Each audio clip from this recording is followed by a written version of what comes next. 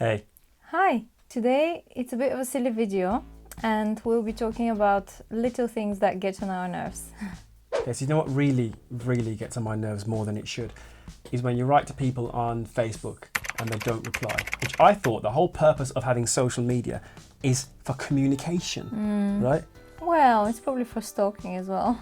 Okay, you stalk people, that's good. I don't stalk people, I'm just saying I'm sure some people add you just to see what's going on with your life without wanting to communicate with you.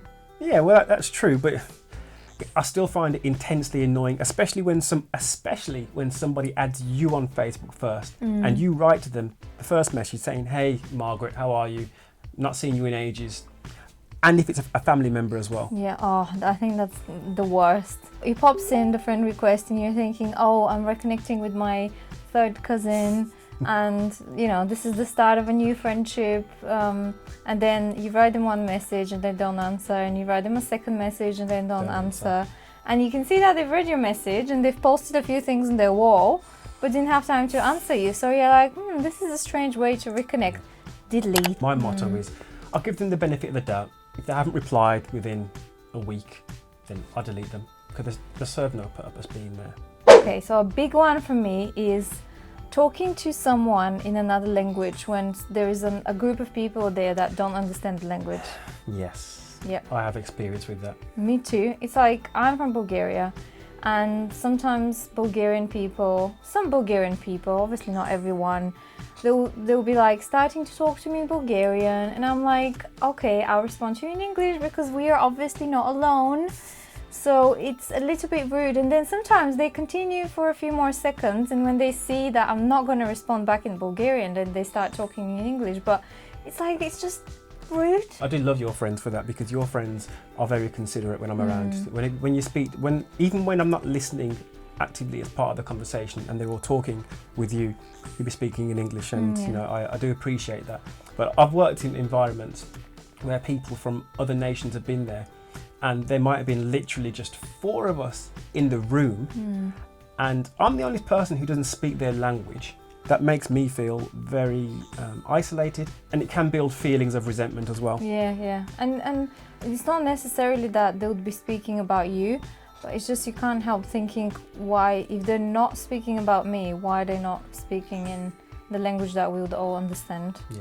So a big one for me as well is people not having manners and people not saying thank you. Oh yeah, I know you about that. I do think I let it bother me a little bit too much than it should. Or when you hold the door open, you walk through, you expect someone to say, oh, thank you, or at least nod their head at you. I wouldn't even mind that, but I never forget this once when I was at college, and looking back, maybe it was a bit immature of me. I was walking through, there was double doors. So you walk through the one set of doors, and then there's another set of doors where you can walk through as well. Well, I went through the first doors and there was a girl behind me. I held the door open for her. She walked through, didn't say a word. So I thought, I've got you behind now. There's a second set of doors there. Let them slam right into her face. I know it's a bad thing to do. You felt good, did you? Oh, you little. I felt good at the time, and in hindsight, yeah, it's a bit immature, but I hate it when people don't have manners. Just a simple thank you. It doesn't take anything at all. No, and it probably is something to do with their upbringing maybe, but yeah, why? Okay. One thing that doesn't annoy me as much, but I have noticed it, is sometimes, I guess it's a cultural thing maybe, but people try to bond by sharing somebody else's business. So it's like, okay, we have this person that is not our mutual friend, but it's an acquaintance, let's say. And you're gonna start talking to me about that person because you don't know me very well. So you'll be like, oh, Sharon, she just moved to Spain and she's cut her hair short. Yeah, like why are you telling me something about Sharon who I've seen once, and she probably wouldn't want me to know that there was a big change in her life, and I'm just saying move to Spain, but let's say you give me a little bit more saucy information. Right. It's like, it's none of my business and none of your business to share it. This is not the right way to bond, because I'm thinking now, whatever I say to you, right, who are you going to go tomorrow? And whilst you're bonding with them, you'll be like, well, Jenny's doing this YouTube channel. I'll send it to you. I'm like, I don't want this person to have my YouTube channel. necessarily. Okay, so this next one, I think gets on my nerves a little bit more than it should. And it's not actually a bad thing, and nowadays it's a customary thing to do, but for me, it's annoying. And I know that Jen disagrees with me on this one. But for me, I hate it when I've made an appointment with somebody in advance, or in my profession, I'm required to make specific appointments on specific days to do my job. And then the person would then text me on the day or the day before and say, "Hi Phil, I'm just checking that you're still coming tomorrow," or "Hi Phil, I'm just checking that you haven't forgotten about tomorrow." That's even worse. And I know I'm being very silly with this one, saying that this annoys me, but for me, I think it makes me feel that the person doesn't believe that I'm out of my word, or that I'm unreliable, which are two things that I hate to be labelled as. Well, I think that, you're taking it too personally, because nowadays, unfortunately, people are like this. They, for whatever reason, people drop out of things last minute and forget to say to people. And I think it's honestly become just a customary thing. Yeah. But yeah, and not many people, maybe not many people, but not everyone is a man or a woman of their word the way you are. So that person is just making sure, that little text is gonna help them sleep. So just say yes, see you tomorrow. That's it. But I'm always thinking in my mind, if I wasn't going to be there tomorrow, or if things have changed, then I will let you know that I'm not going to be there tomorrow. I will let you know that I'm going to be late. There's no need to be chasing me up the day before, after I've already said I'm going to be there at 5 o'clock tomorrow to do this job for you, or I'm going to meet you there, or I'm going to pick you up from there at this time. You don't have to confirm with me. I don't know. It's my problem. That's just how I am. Okay, so another biggie for me is throwing your rubbish on the bus. And specifically your food rubbish. Now, to start with, you should not throw your rubbish on the bus. The bus is not a bin, it's a transportational device. Can I say that? Yes, a device. So, it's not a bin. You shouldn't be throwing your rubbish at all. If it's a packet, it's easier for somebody else to pick it up, or for the people to clean it up to pick it up. But I used to travel on the bus with a specific woman who I've been, in, what do you call it? Altercation? Is it altercation? In a conflict with. Right.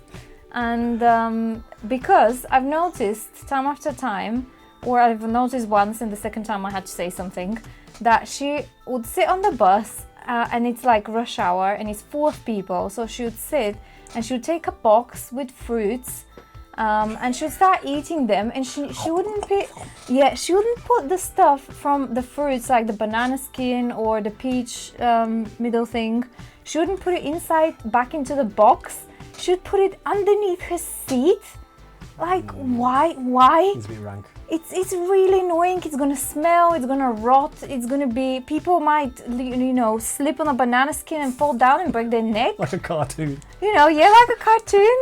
I don't want to be that person. I don't want it to happen to anyone else. So I've had a conflict with her, and to be honest, even though she was very rude and she kind of tried to ignore me, I haven't seen her doing it again. So, be careful if you're going to be eating fruits on the bus, and I'm going to be on the same bus, because it's a no-go.